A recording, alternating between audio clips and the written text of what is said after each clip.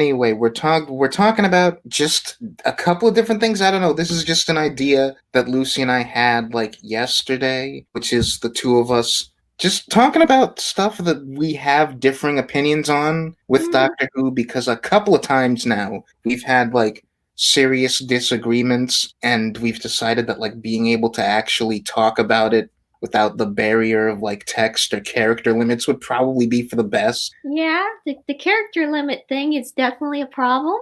I hate Twitter. Twitter's not exactly the medium for intelligent conversation. No, no, it's not. We're kind of, sort of talking showrunners. This is a first for me in that I have no notes. I didn't remotely prepare for this. So, like, I don't know. Do you want to open up with, like, what you want to tackle first? Yeah, as far as the showrunner thing goes, it's not so much showrunners. I want to know the perspective of somebody that loves the Chibnall era or likes it in some way. I just want to know what does that person get out of it, because me personally looking at it, I don't really get it.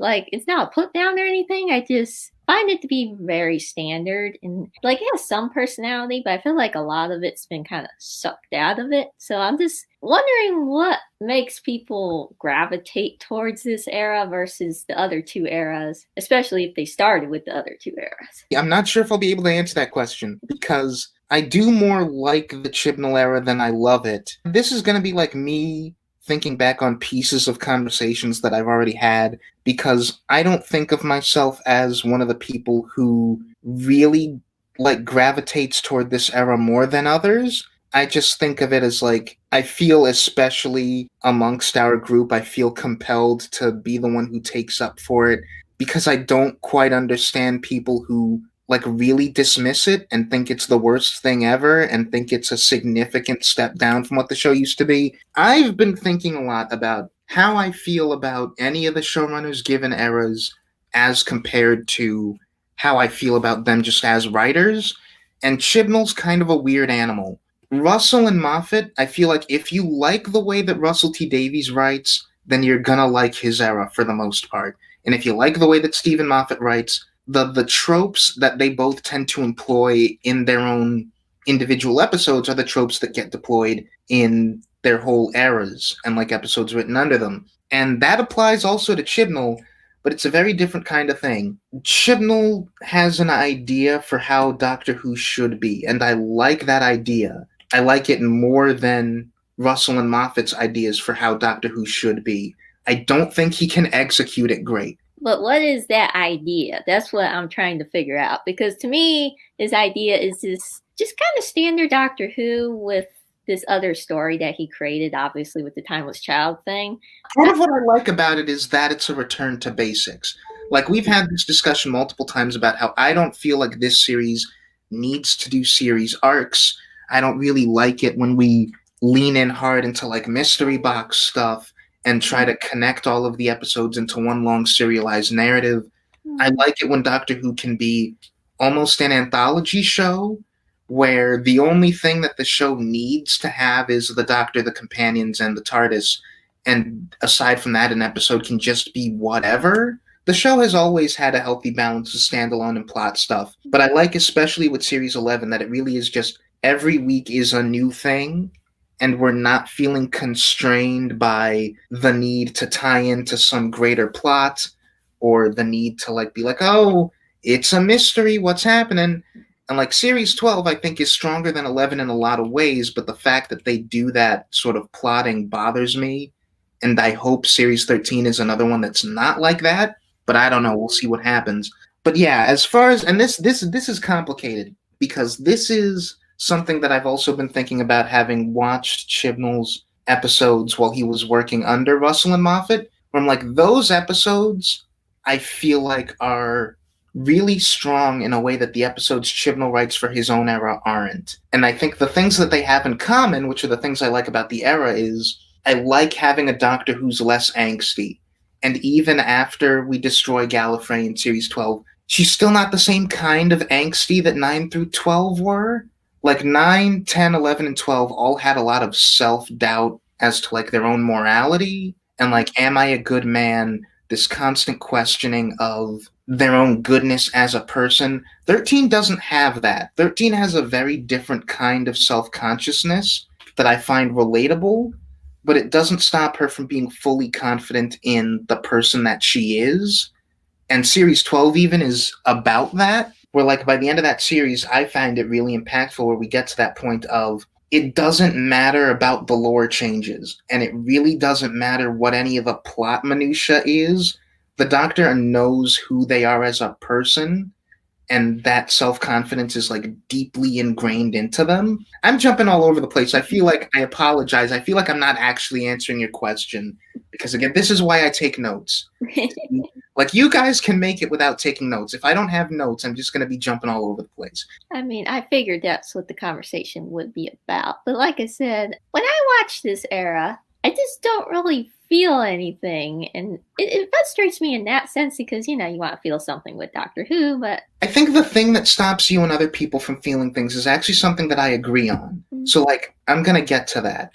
But, like, the things that I think work are the Doctor as a character. And this ties into The Power of Three, which is a Moffat era episode that Chibnall wrote, where we have this great speech, and I mentioned this on a podcast that I was on, the Galactic Yo-Yo, that speech where 11 and Amy are on the roof, and the Doctor's like, I don't run away from things. That's not why I'm always running. I'm running to things because the universe is a big, complicated place where nothing stays the same for a single second and something is always happening. I think at the core of that is like the Doctor is this character who's not defined by trauma of the Time War, whatever. They're not defined by this fear or this self-loathing or this angst or whatever. They are just a person who wants to experience all that they can out of life. That manifests itself in like this constant curiousness, this constant need to be on to the next thing and on to the next thing, and always thinking about stuff and observing things and finding beauty in everything. And I think that's all that 13 is. My favorite things about 13 are when she's just like admiring like weird science, or like she's just admiring a person. Part of what I love about It Takes You Away, for as much as you can say, oh, it's silly that she's stuck with like a talking frog, I just love seeing the Doctor like have this pure enthusiasm of like, I am talking to a whole sentient universe right now. This is a thing that I heard about when I was a child, and it's real, and it's terrifying, but also kind of fascinating. And I feel like 13 captures that energy constantly. So I feel like that's inherent to Chibnall. And all of the writers have that. I think you can't not have that and be capable of writing this character. But I see it more with him than I do with Russell and Moffat, who were far more concerned with writing the Doctor as like someone driven by ego or driven by fear or this kind of guilt. And like Chibnall's Doctor is not that person, and I prefer that. I think the thing that stops you and other people from connecting with it as much, that I can't argue against because I think it's true, is the Doctor-companion relationship, where I think there's plenty of potential for Ryan, Graham, and Yaz to all be very interesting characters. And in the occasional episode, they do get to be really interesting characters. I like Ryan, I like Yaz, and I like Graham, but they don't have a connection with the Doctor that they, I feel like these characters deserve a better dynamic. But yeah, that's my biggest problem. I don't ever feel like these people are connected. Like I'm rewatching the 11th Doctor era right now. When he's like with Amy and stuff, they feel so much like friends. They feel so much like a brother sistery kind of dynamic, and it's cute and I like it. And the interactions, even with River and stuff, they have this flirtation thing. They feel like there is connection all the time. And then like Amy and Rory, obviously, the dialogue they have with each other.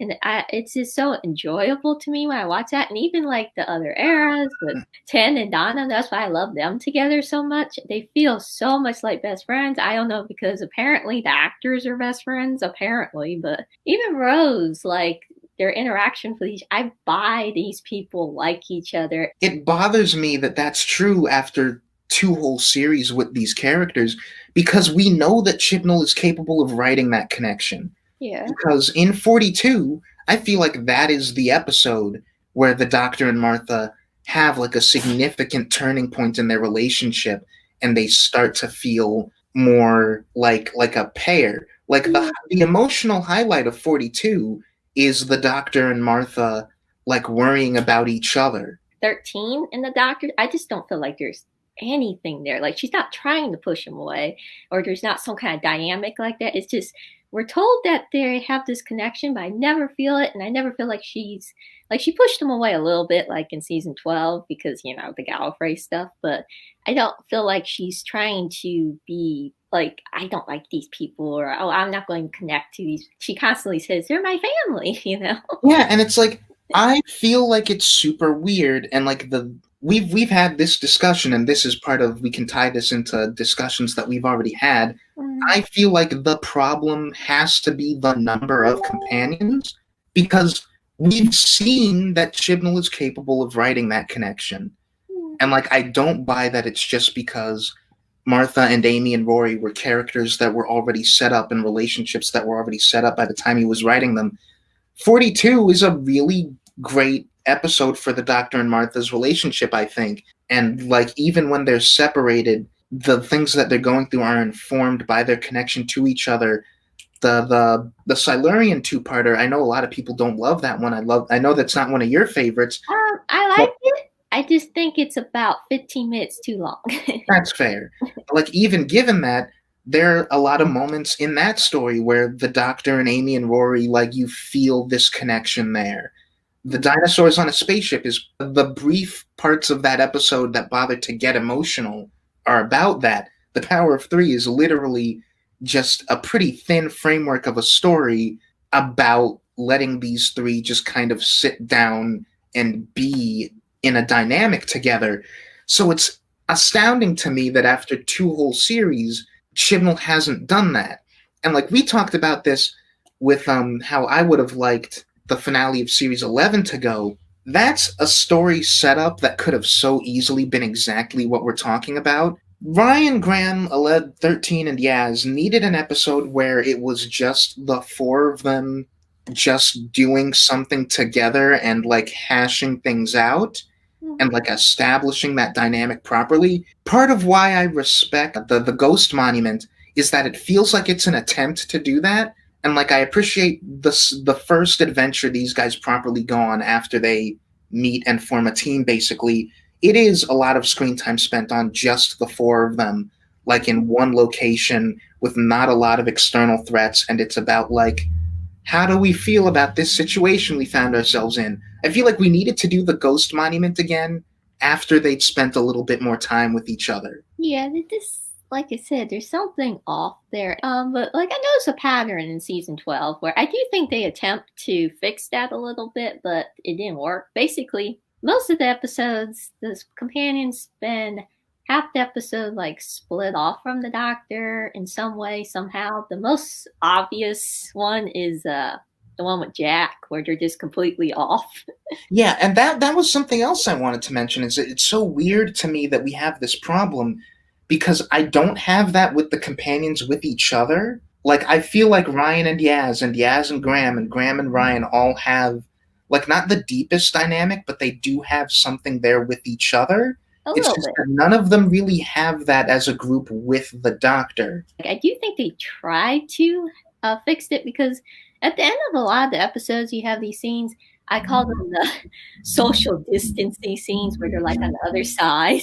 They're like on the other side of the TARDIS, and they're like talking to the Doctor, like, please tell us your feelings and stuff like that. And I feel like they're trying to do that, but I felt like that kind of, I hate this word, but it felt like it was forced. Like, okay, let's have our melodramatic moment. It might be something like in Supernatural where the 2 guys have their, okay, we gotta talk this out now. It's part of the episode. And they even make fun of that. It became such a cliche. And that's what I felt like they were doing with them. I'm like, I think there's a better way to make these people connect. Maybe just spend time together. Yeah. Outside of just standing in the TARDIS, And it's weird because, like, the basis is there. And this is, like, that Twitter thread that I made a little while ago about how I think there's a clear and obvious way that 13 should be interacting with each of them, and that like she can have a clear, interesting, different dynamic with all three. Ryan starts series 11 as this guy who's lacking a lot of self-confidence, and like he feels like the one who the Doctor should be almost like a mentor for. It's kind of like what they have with Donna or Adric, where it's like the Doctor can be the person who's like instilling that confidence in them, and it's like, no, you can do this. I can lead you down the path to fully self-actualizing. Graham is kind of like the tourist, pretty much. Like, if I had to compare Graham to someone, it would be Tegan, where it's like they're really here just for the experience of getting to go on adventures, and they find the Doctor themselves kind of bewildering. Yaz is the one who's more. I can't think of like exactly the right comparison for Yaz, but like she's kind of the equal partner. Like Yaz is kind of similar to Clara. You can tell that if Yaz could do anything, she would want to be the Doctor. And like the two of them are more on the same page more often, but Yaz also has that kind of recklessness. There's something here. This exists in the episodes that we have. It's just not built on at all. Like you said about Yaz, she feels like a watered down Clara. It's a bit frustrating because I feel like these characters could be something, but I don't know. Maybe it's just because you're trying to make them too grounded for their own good. Well, I mean, I look forward to next year where we're just going to have the Doctor and Yaz for most of it, presumably, finally letting just one of these guys have some time to shine. And of the three, I'm glad it's Yaz, not just because she's the one who's gotten less episodes focused to herself, but just because it feels like Ryan and Graham have kind of told all the story that there is to tell with them. Yeah, I feel like last season they were just kind of there. It honestly feels like Ryan had all the story he needed to tell with him in Series 11. Because, like, Ryan has a lot of moments that I like, but I feel like starting from The Woman Who Fell to Earth and ending with Resolution, like, the way that he handles his father, Ryan has become that more competent person. Like, we told our story that we needed to tell with him, and it could have been told better, but it's there and it's complete, and I don't think we needed to do much more with him after that.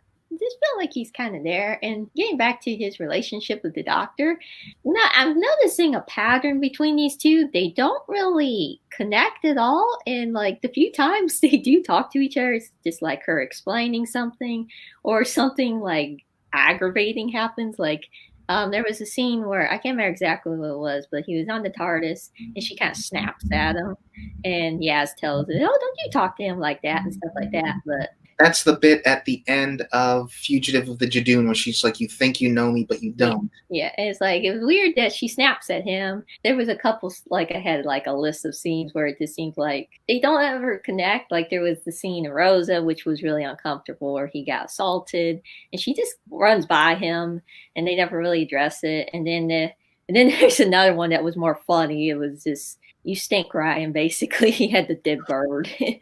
And I'm like, they never have any like good interactions, I noticed. They have exactly one that's coming to mind, and that's, again, well, okay, two.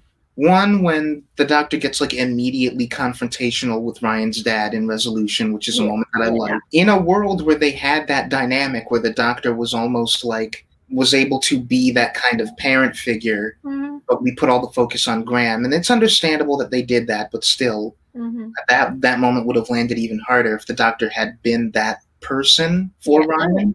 I'm thinking of the Ghost Monument moment where it's like he has to climb the ladder and she's like commiserating with him over how hard that must be. It's like, no, I was thinking of the one where she was saying, "Don't you take that gun."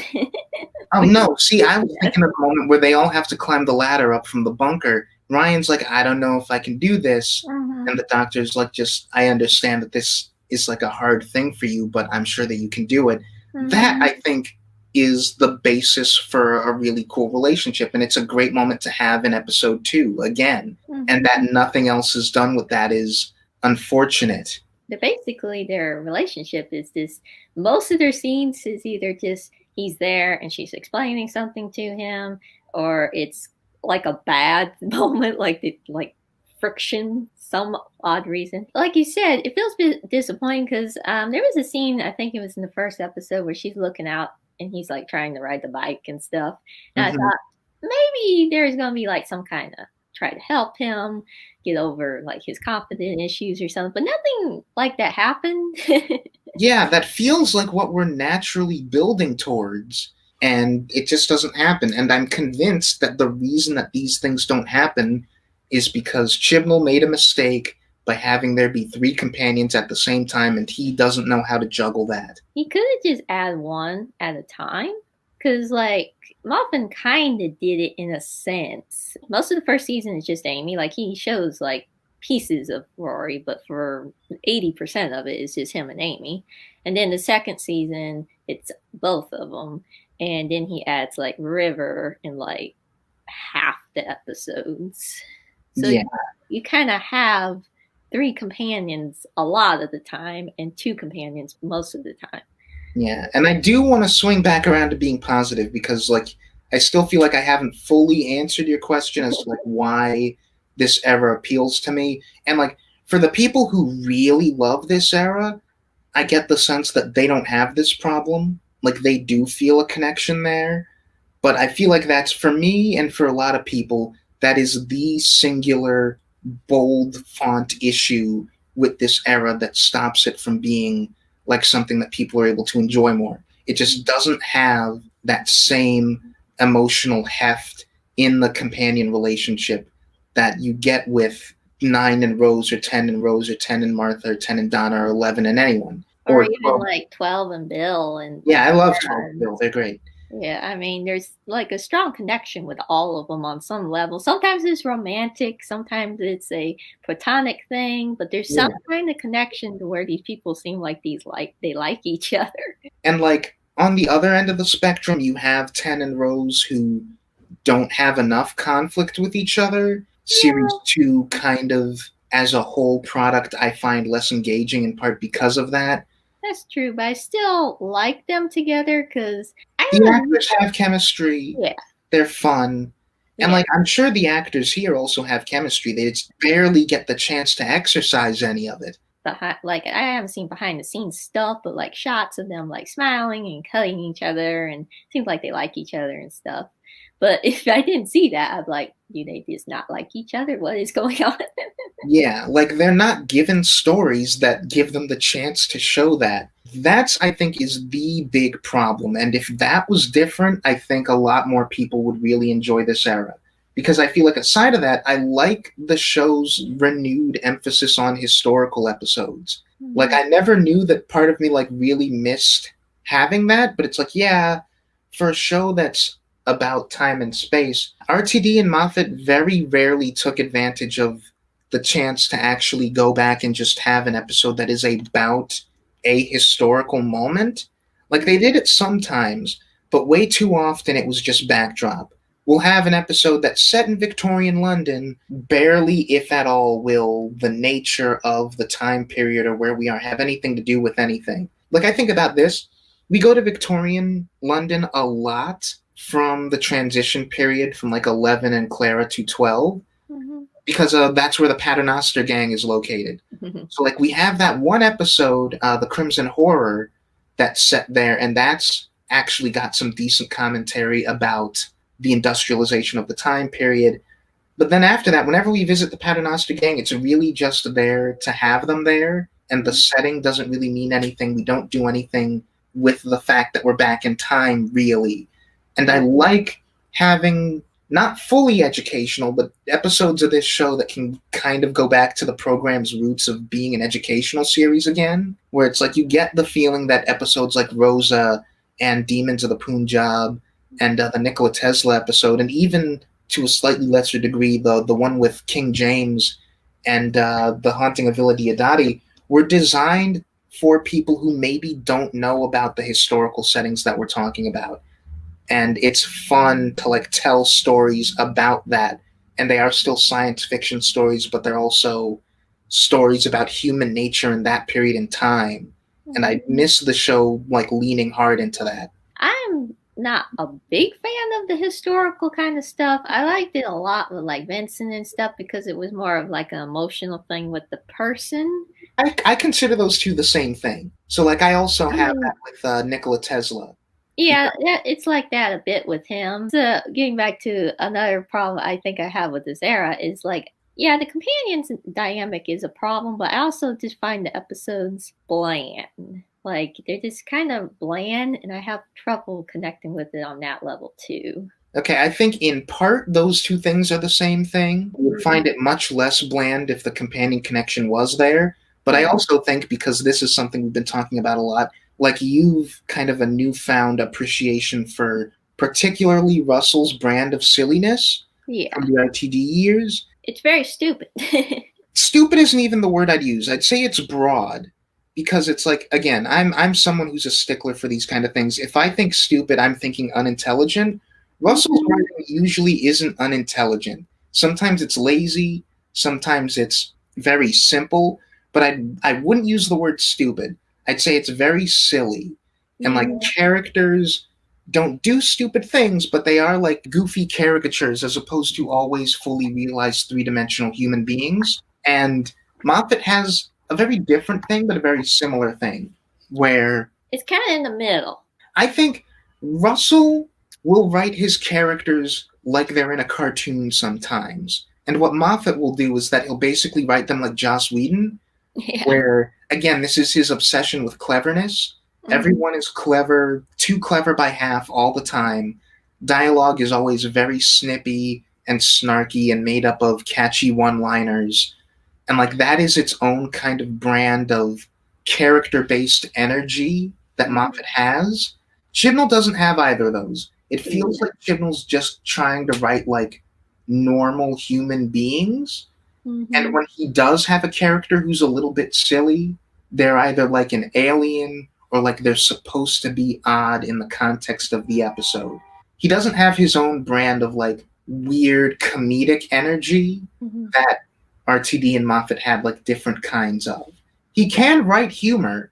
I think he can write scenes. I think he can write scenes that are funny, but he doesn't have that pervasive, like funny feeling that either of the other two could do.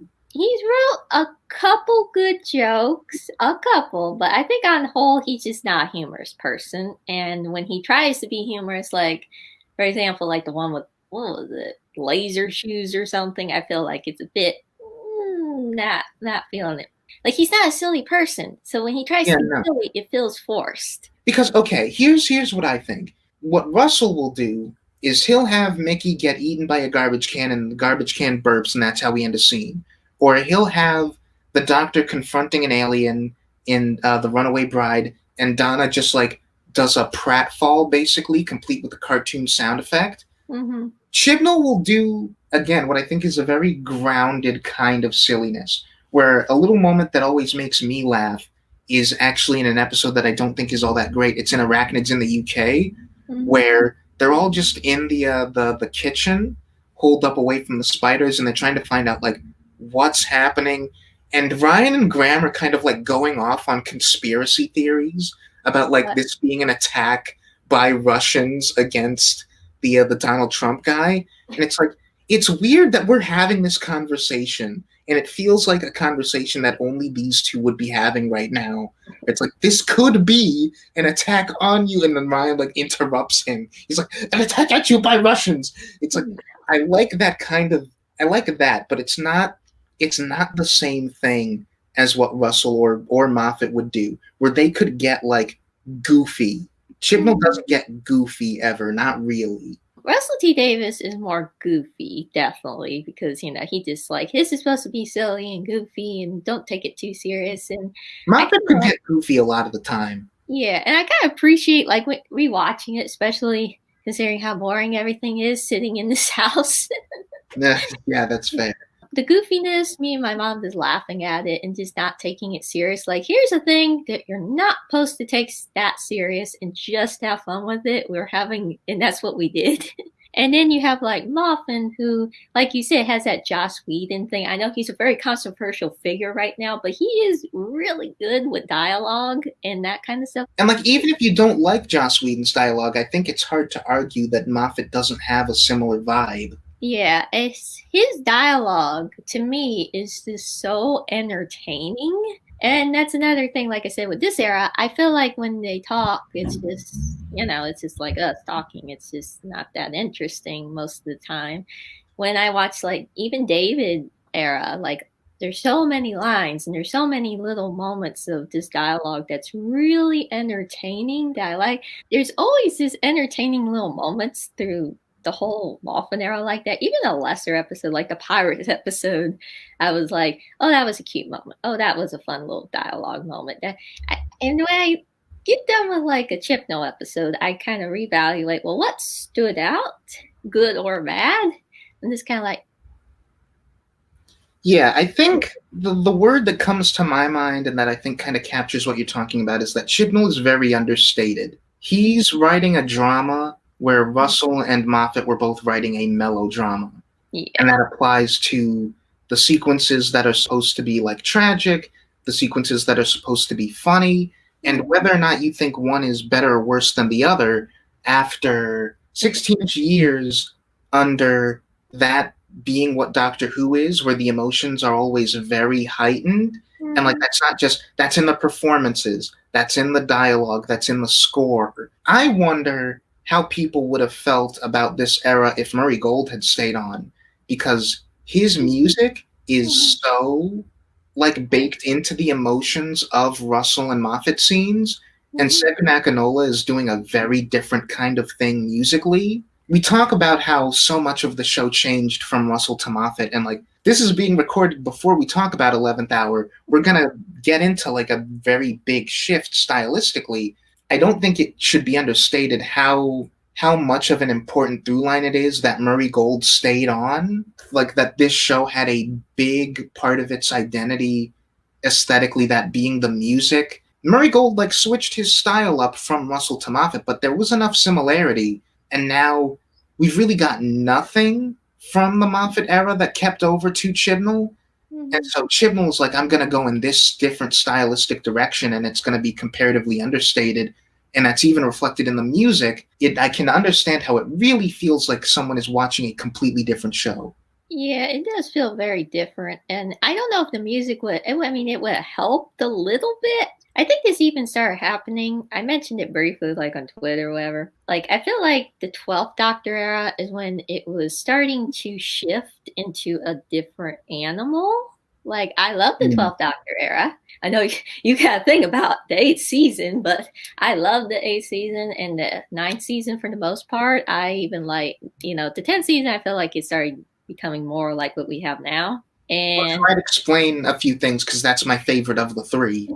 Yeah, that would explain why you like that one more. But I really love the characters in that. I do feel like Matt's era was a happy medium between this is Moffin's new era and but it still has some of that little bit of silliness from Russell and stuff that still keeps that little bit of a silly core. But then we get to 12th Doctor's era, and right off the gate, it's much more serious. He's just not silly like the other Doctor. He has silly moments, but he's not Matt. He's not even 13, but I mean, he's much more serious. He waters down as it goes on, but it's the whole era is much more morbid. It's very morbid.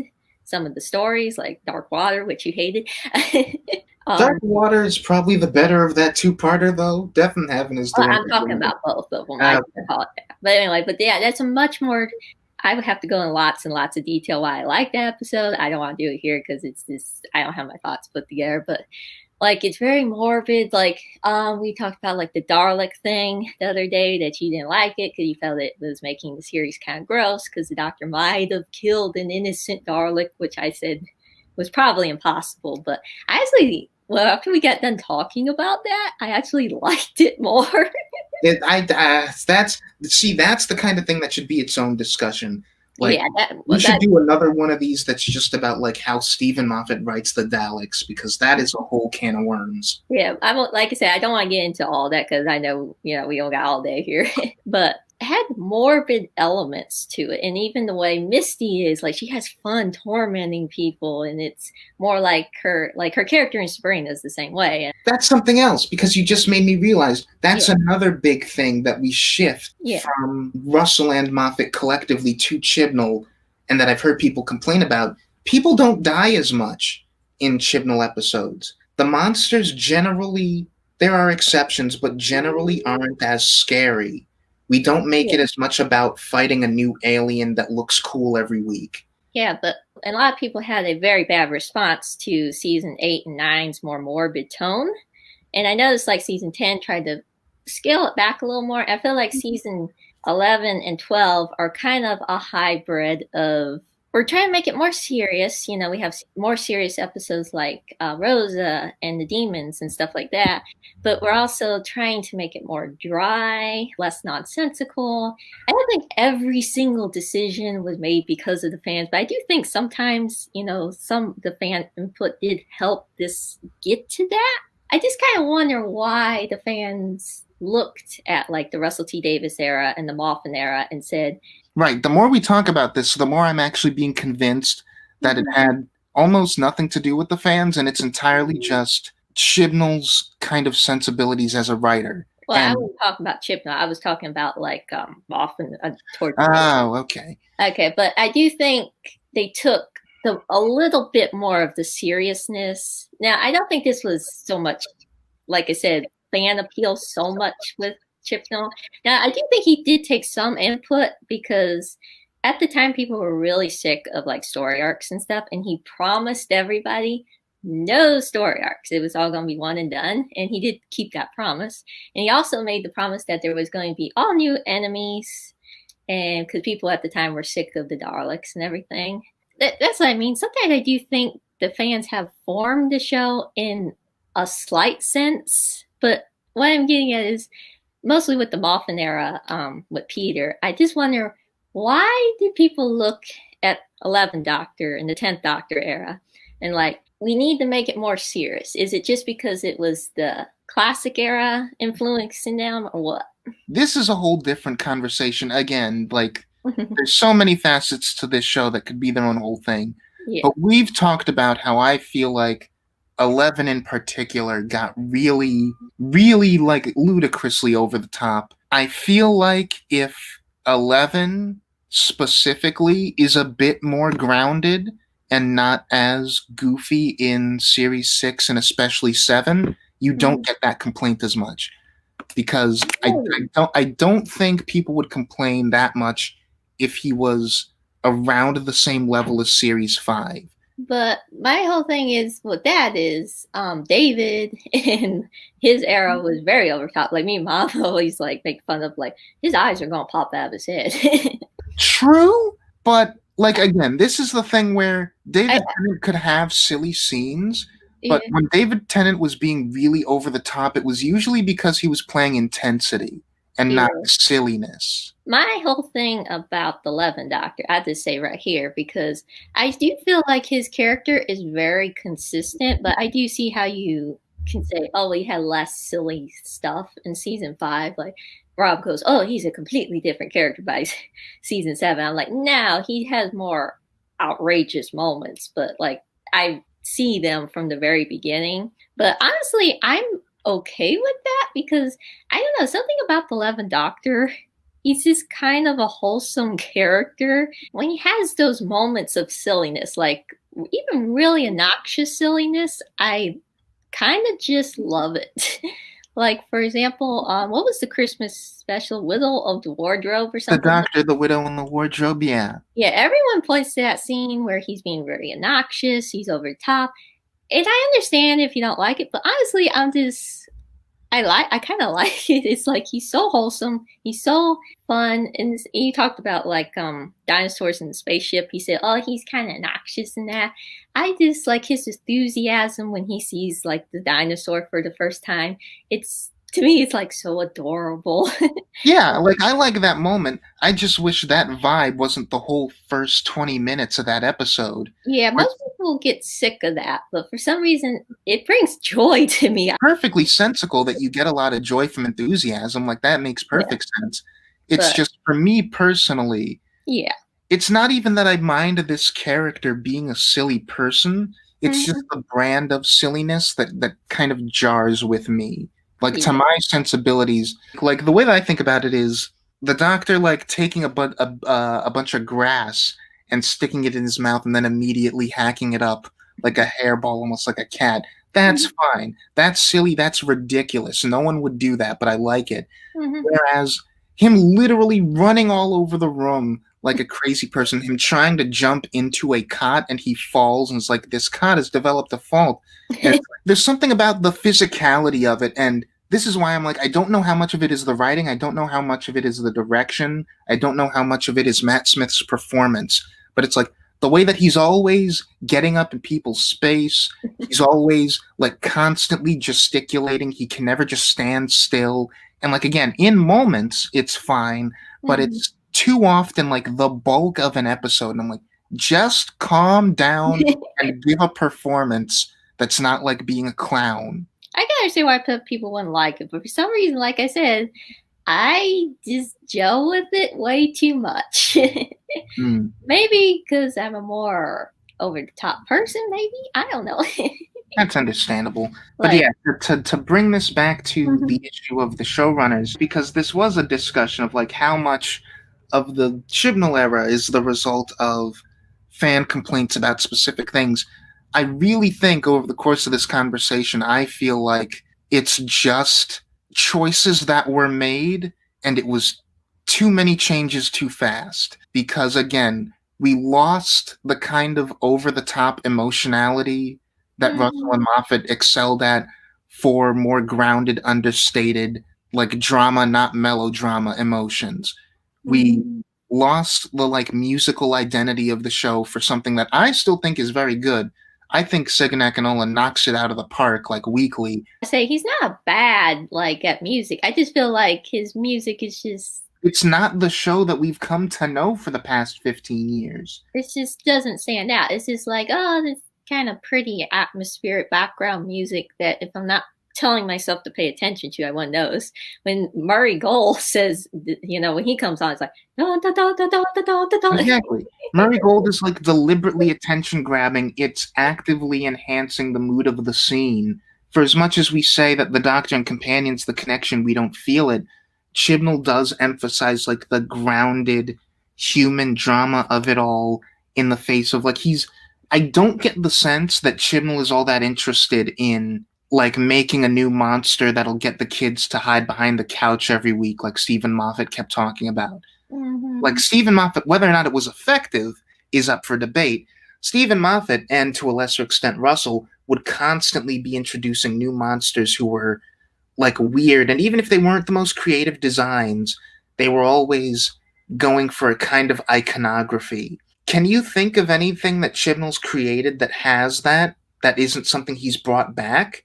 Not really. Like, his main villain so far has been like the Tooth Guy. I did not like him at all because he just was a ripoff of like several different other things. Even in the episodes that he wrote for Russell and Stephen, he's got a living son, which is just, a son. Yeah. I mean, that was a good idea, that one, I think. Yeah, I think these are all good ideas, but like compare them, like again, think in terms of iconography. You've got people walking around in big red helmets in that episode. Yeah. Dinosaurs on a spaceship. You've got Silurians. He brought Silurians back. And I think Chibnall is a guy who really does know how to utilize classic monsters really well.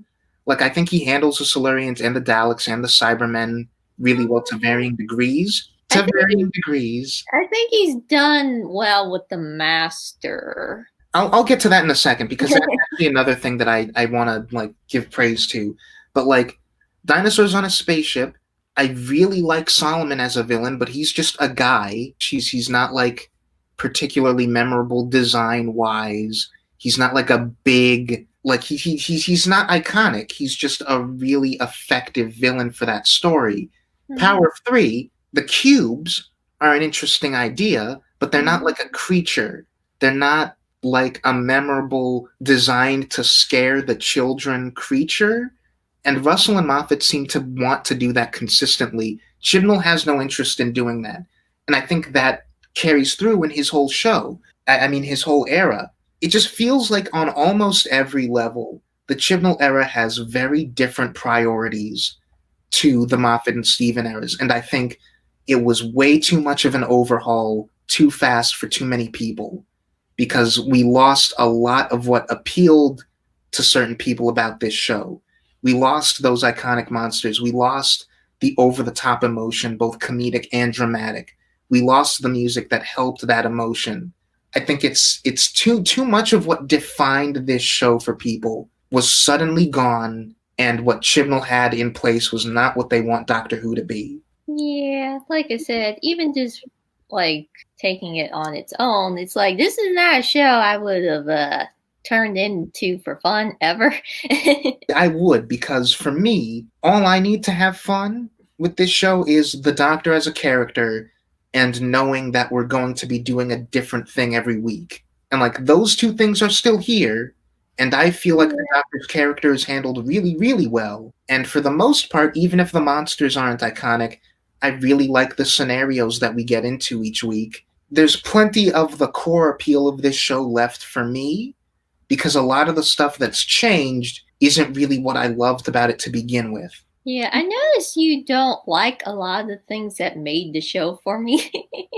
So it's like there's constant opposites all the time. Like, well, that's what made me like the show, or this is what made it appealing to me, or whatever. And then you're like, well, it's the exact opposite for me. Yeah, and I feel like you have the more common taste as far as I don't even dislike it. There are a couple of tropes that Moffat and Russell would both lean on a lot that I didn't care for. But for the most part, it's not stuff that I don't like so much as it is just stuff that I don't miss. Like, I'm perfectly comfortable being like, that was Russell's creative voice. That was Moffat's creative voice. They're gone now, so it makes sense that that would leave with them. We knew for a year in advance that Chris Chibnall was going to be running this show, and like I was like, okay, I'm ready for whatever Chris Chibnall's Doctor Who is, and that's what we're in now. And I'm just kind of taking it as that. Yeah, I mean, don't get me wrong. I went in very, very, very open-minded. Like I said, the last season of Moffat I felt like was getting a bit tiresome.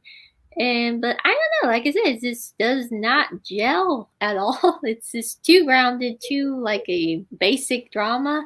And I think, like I said, I do feel like some of the creativity's gone. Like you said, he doesn't go for those monsters, or he doesn't come up with really abstract ideas either. And you don't have the silliness, you don't have the music, you don't have the character like connections, and then you don't have the creativity that I think often, even if he did have an idea that you didn't gel with, like the whole Dalek thing or whatever, at least he was trying to create something. You can debate whether he did a good job with that or not, but Yeah, and like this is actually I do want to transition to what I was going to say about the classic monsters because I want to give one compliment and then one more like negative. Because one, I think what I really like about stuff like Resolution and The Haunting of Villa Diodati, even though I know Chibnall didn't write that one, and just like in general, whenever the Master, the Daleks, or the Cybermen show up, I get the sense more than I did with 11 or 12. Like I got the sense with 10, but like I get the sense that 13 hates these things, and like with the Master, their relationship is complicated. But like it's kind of the bright side of having a Doctor like 13 who's generally more positive and a little less outwardly confident. Like I said, 13 has her own kind of self-consciousness.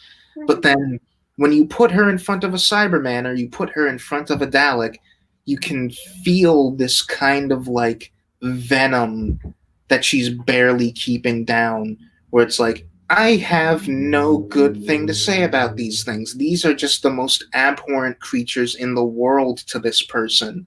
And like I think that comes through in the writing and performance. And I think that's something Chibnall captures really well. And it's why I'm looking forward to Revolution of the Daleks, because it's like I want to see 13 facing off with these things again, because Jodie Whittaker is like weirdly good at pivoting from positive, cheery 13 to this very intense dislike and just pure lack of respect for these creatures. Yeah, she has more of a, what's the word for it? Like disgust by them. Mm-hmm. My negative is that, and this is the thing that is, again, I feel generally true of people who dislike Chibnall's era. I feel like, unlike Russell or Moffat, he's yet to write any of the best stories in his own era.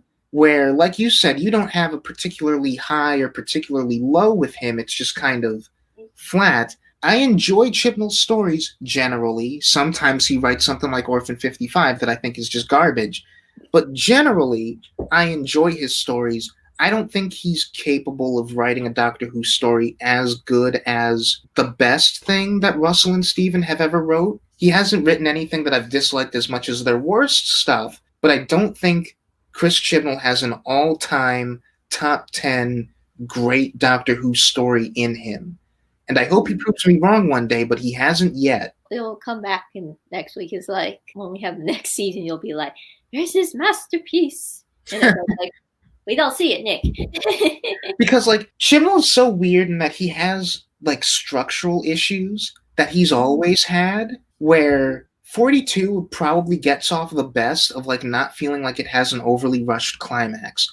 Chibnall cannot pace out a climax to save his life, it seems like. Because like even in his stories that I really like this is the big thing that I disliked about Timeless Children, is that we have this really, I thought, interesting, like laser focused on the characters, like interesting thematic thing.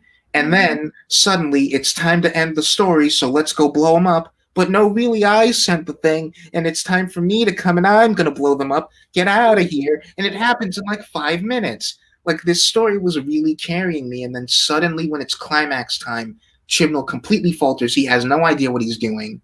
The Power of Three was like that too. Mm-hmm. And like I think if we could get a story like The Power of Three that's like solid all the way through, and then when it comes time for a resolution, he can like make a really solid resolution, that might be a really, really good, like capital G great story. But he can't do climaxes to save his life. No, yeah. I'm thinking about all the episodes like Skyfall.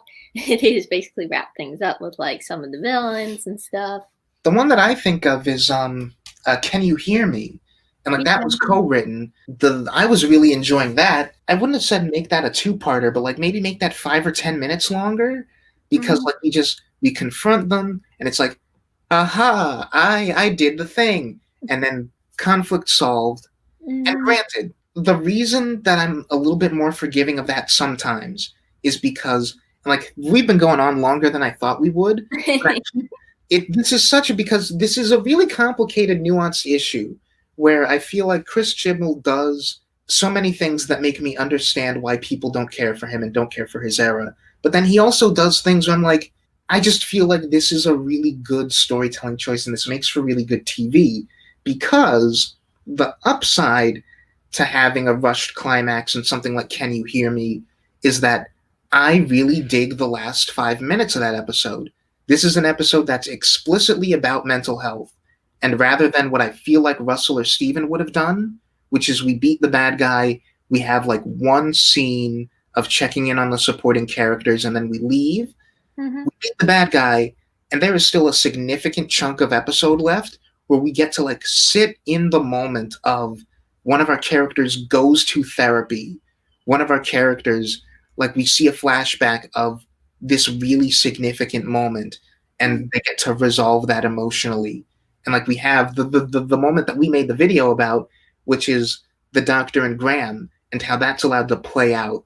And like I feel like that moment is the perfect length. It's a moment where we get to sit and breathe with the meaningful, tangible changes of these characters. And if getting to end the episode on that note means we had to rush through beating up the big demon guys, then I'm fine with that. Well, my whole thing with that is, I don't know, I just feel like that could have been like almost 2 episodes. I like that a similar thing we did with The Woman Who Fell to Earth. And like the fact that we end The Woman Who Fell to Earth the way we did is like why I was really super into that episode when it first aired, which is like, I don't get the feeling that either of the other showrunners, even if it was a major character like Grace was at the time, would take a solid 5, 6, 7 minutes out of the ending of the episode just to be the characters at her funeral, at her wake, just getting to sit with what happened. Like, we beat Tim Shaw, she dies, and then we get to dedicate the rest of the episode to sitting in that feeling. It doesn't do what this show does way too often, which is treat death like a matter of course. Because people die all the time on Doctor Who. We're kind of desensitized to it, and the characters are desensitized. And an episode will have someone like a major supporting character die, and we just like we'll give them a brief moment of mourning, but then we'll move on because there's always stuff to do.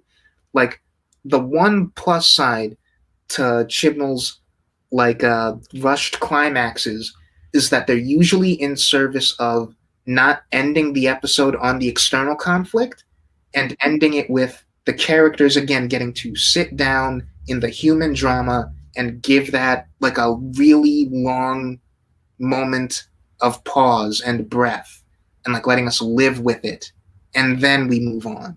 So like I like when he does that. Yeah, I mean, like I said, it feels a bit more grounded. Yeah, again, if you're used to Russell and Moffat's way of storytelling, I can see how that would be really jarring rather than appealing. Yeah. My only thing about that is, like I said, I feel like Grace was a waste. Yeah. I like really, what I'm talking about is what justifies that decision to me.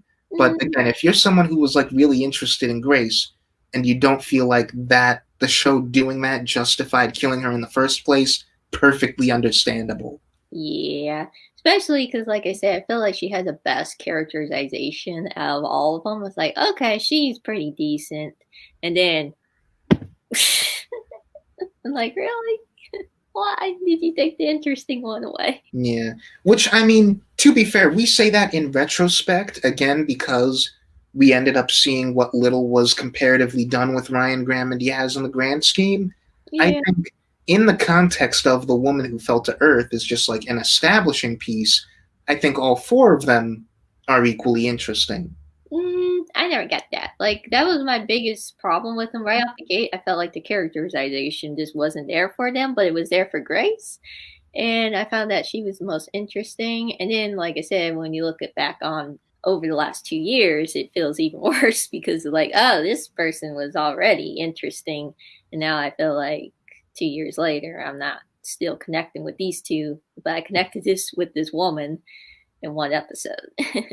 Yeah. I feel like I've gone comprehensively into my thoughts on Chibnall. Like I'm sure more stuff will come up as it naturally does. Like we're going to be talking about a Chibnall episode in like the course of a week. Yeah. So, But one other thing I want to bring up briefly, far as like, I feel like Chibnall is simultaneously the most criticized and the most cradled showrunner at the same time. It's a little weird. I've kind of seen this thing mostly on Twitter where people have kind of made, if you're on this side, like if you like Moffat era or if you like Chibnall era, you're on like two different sides. yeah, this is the thing that we talked about like at length during our Discord call yesterday. Just fandom's weird inclination toward making everything into like moves and counter moves. Yeah. To where they have to segregate into sides. It's some fans, I feel like the particularly vocal ones, are incapable of taking pieces of media just as pieces of media. To where like there's plenty of people who just dislike the Chibnall era and that's it. Like they don't like his episodes and they just don't think it's good TV, and that's the extent of their criticism, and that's fine. And I'm not going to say it's wrong, but I think it's maybe unhealthy the degree to which people do it, which is the other thing, which is it's not just enough to think that he writes bad episodes. It has to be that him writing a bad episode is like a mark against something else, or like he as showrunner and the decisions he's making that you don't like is acting against the version of the show that used to exist. And like the Not My Doctor crowd has that a lot. And like for them it manifests as politics, as like the show used to be for me, and now you, Chris Chibnall, are deliberately attempting to alienate me. And that, I think, is what it boils down to for so many people, is I identify with the show as this thing, and by being not that thing, Chris Chibnall is working against that thing. Yeah, they look at him as like the enemy. Yeah, I think all sides of all conflicts are equally guilty of this. This is a lot of the defense of like, okay, someone doesn't like something in the Chibnall era, and then they'll start going on a rant about Moffin. Mm-hmm. Or like, we were talking about this, and sometimes you can make like a comparison, like, well, why are you okay with it here and you're not okay with it there, or something like that. But sometimes it just really feels like they're trying to take the focus away from the guy that they like onto the guy they don't like, and that gets pretty irritating. Yeah. Again, I don't think they're deliberately attempting to No. focus, but again, it's this weird perception of where everything has to be part of a conflict and everything has to be part of the culture war. Yeah. Can we just watch the TV show as a TV show? And Yeah. can we judge an episode of television as an episode of television, please? Yeah. We are both people who don't subscribe to the notion of objective quality and things. Mm-hmm. I think if there's any takeaway from this, for me, if no one else, it's that I have a better understanding after this conversation of what it is that might drive people away from being able to enjoy Chibnall's version of the show. Because, again, we didn't talk a lot about Russell, but Russell and Moffat did shepherd this show in total for across like 15 years with creative voices that are very different but also similar enough. And Chibnall's creative voice is so dissimilar from both of those things that I think it naturally alienates a few people or a lot of people. Yeah. And like I said, I get a bit tiresome that people feel like it's almost a side thing. Moffin's not your enemy. Chibnall's not your enemy. You don't have to base your personality on these people. Too many people I've noticed start doing that, which I think is a bit problematical. Anyway, I think that covers that section. Yeah, this was interesting. But yeah, talk to you later. Bye. Bye bye.